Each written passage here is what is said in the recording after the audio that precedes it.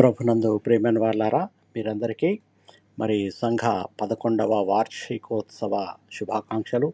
సంఘము ఏర్పడి 11 సంవత్సరాలైంది. మరి 11 సంవత్సరములు దేవుడు మనల్ని కాచి కాపాడి భద్రపరిచాడు. ఈరోజు దేవుడు మనతో మాట్లాడుతున్న వాక్యము ఇర్మీయా గ్రంథం 29వ అధ్యాయం 11వ వచనము. నేను మిమ్మును గూర్చి ఉద్దేశించిన సంగతులను నేనెరుగుదును, రాబో కాలమందు మీకు నిరీక్షణ కలుగునట్లుగా అవి సమాధానకరమైన ఉద్దేశములే కానీ హానికరమైనవి కాదు. ఇదే యెహోవా వాక్కు. ప్రియులరా, మన జీవితంలో ఎన్నో సందర్భాల్లో భయం, నిరాశ, ఒడిదుడుకులు వస్తాయి. నా భవిష్యత్తు ఎలా ఉంటుంది అని మన మనసు కలవరపడవచ్చు.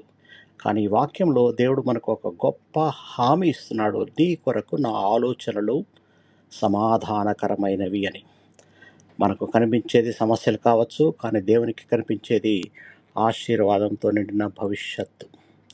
కొన్నిసార్లు ఆలస్యం జరిగినా దేవుడు మన జీవితంలో సరైన సమయంలో అద్భుతంగా నడిపిస్తాడు. ఆయన మనలను నాశనపరచడానికి కాదు, కానీ ఆశతో నింపుటకై ఆలోచిస్తున్నాడు. ఈరోజు మనం చేయవలసింది ఒకటే, దేవుని మీద సంపూర్ణ విశ్వాసం ఉంచడం. ఎందుకంటే దేవుని ప్రణాళిక ఎప్పుడూ మన మేలుకే ఉంటుంది. ప్రార్థన చేసుకుందాం. ప్రియ పరలోకపు తండ్రి, మా జీవితంలో కొరకు మీరు కలిగి ఉన్న సమాధానకరమైన ఆలోచనలను బట్టి మీకు వందనాలు, కృతజ్ఞతాస్తుతులు.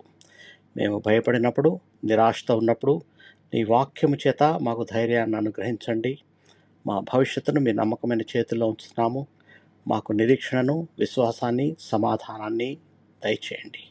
మీ చిత్త ప్రకారం మమ్మల్ని నడిపించమని మా ప్రభును మీ ప్రియకుమారుడైన యేసు ప్రశస్త నామంలో ప్రార్థించి వేడుకొనుచున్నాము తండ్రి.